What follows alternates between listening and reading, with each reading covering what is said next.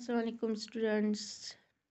Chapter number 7 class 4 EVSC से लिया गया है। How days and night are formed. तो आज का जो हमारा चैप्टर है वो 7th है। तो वो है how days and night are formed, कैसे दिन और रात बनते हैं। तो सबसे पहले हम इस पैराग्राफ को पढ़ लेते हैं। One morning our teacher said, "Today we will play a game." In the room, all of us were surprised and curious, but everyone was happy on hearing about playing a game. The teacher said again, "We need dark room for playing this game. Let us close the windows and doors. We require a ball and a torch for playing this game. I have brought these things with me. I have kept the ball on one side and the torch on the other side of the table. Now all of you will come in group of 5 near the table, turn by turn, and look carefully at the light falling on the ball. After going back to your seats, each one would write answers to the following 2 questions in the notebook. Question 1.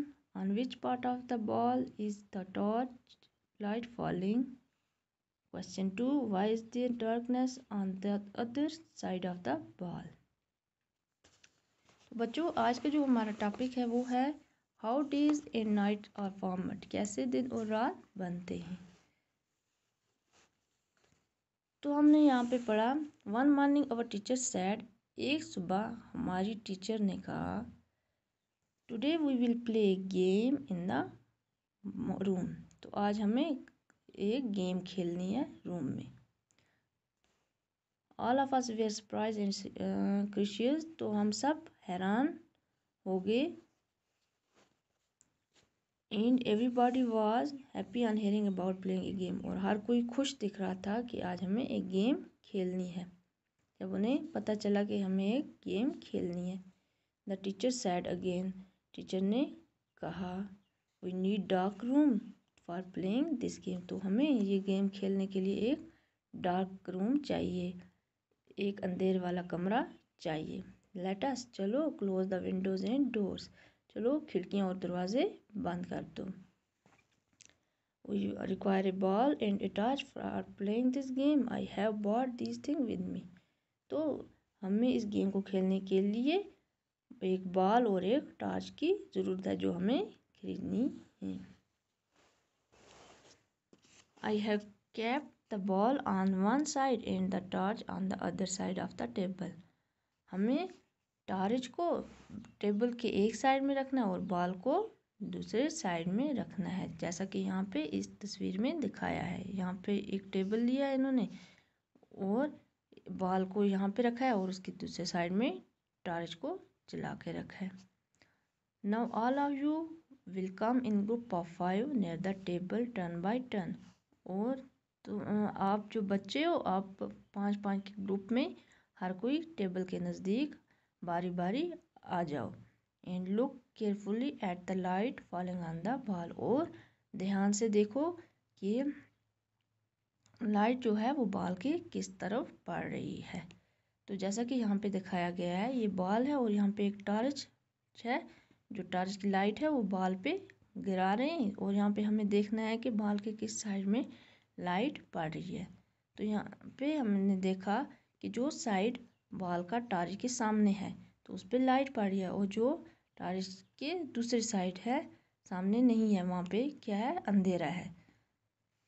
After going back to your seats, और जब आप अपने seat पे जाओ, each one would write answer to the following 2 questions in the notebook. और हर कोई इन 2 questions के अपनी नोटबुक पे, अपनी कॉपी पे आंसर लिखो।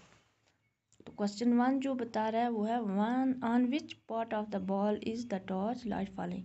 बॉल के किस हिस्से पे लाइट पड़ रही है। और दूसरा क्वेश्चन है, why is there darkness on the other side of the ball. और दूसरा हिस्सा जो बाल का है वो अंधेरे वाला क्यों है, उस पर क्यों अंधेरा है। तो बच्चों यहाँ पे हमने ये अंदाज़ा लगाया, ये जो बाल जो टेबल पे रखा है और यहाँ पे टॉर्च की लाइट जो इस पे पड़ रही है, जो हिस्सा बाल का सामने की ओर है, टॉर्च की तरफ है, वहाँ पे लाइट पड़ रही है तो वो रोशन है, वो वाला हिस्सा रोशन हो गया है। तो जो दूसरा उसका बैक साइड है जहाँ पे टॉर्च की लाइट नहीं पड़ रही है, वहाँ पे हमें अंधेरा दिख रहा है। तो इसका मतलब है कि जब ज़मीन सूरज के सामने होती है, जो जो हिस्से ज़मीन के सूरज के सामने होते हैं, जब उन पे सूरज की रोशनी पड़ रही होती है तो उसका मतलब वहाँ पे दिन होता है। और जिस हिस्से पे ज़मीन के सूरज की रोशनी नहीं पड़ रही है, वहाँ पे अंधेरा होता है, तो इसका मतलब है वो वहाँ पे रात होती है। तो जब ये ज़मीन है, जो हमने ऑलरेडी पढ़ा है कि जो ये हमारी ज़मीन है ये रोटेट होती है, ये घूमती है सूरज के इर्द गिर्द। तो जब ये रोटेट होगी तो इसका ये वाला हिस्सा इसके बैक पे जाएगा, तो इसका मतलब यहाँ पे रात हो जाएगी। और जो यहाँ पे ये जो डार्क वाला हिस्सा है ये आगे की ओर जाएगा और वहाँ पे सूरज के सामने, तो वहाँ पे दिन हो जाएगा। जब ये ज़मीन रोटेट होगी सूरज के इर्द गिर्द तो यहाँ पे दिन और रात बनेंगे। तो इसी से हमें अंदाज़ा होता है कि हमारे दिन और रात बनते हैं। जो हिस्सा सूरज के सामने होता है वहाँ पे दिन होता है, और जो हिस्से ज़मीन के सूरज के सामने नहीं होते वहाँ पे रात होती है। तो ये जो हमारा टॉपिक था, how days and nights are formed, तो जो हमने यहाँ पे लर्न किया, नेक्स्ट क्लास में हम इंशाल्लाह इसको आगे कंटिन्यू करेंगे। हम इससे आगे और जानकारी हासिल करेंगे।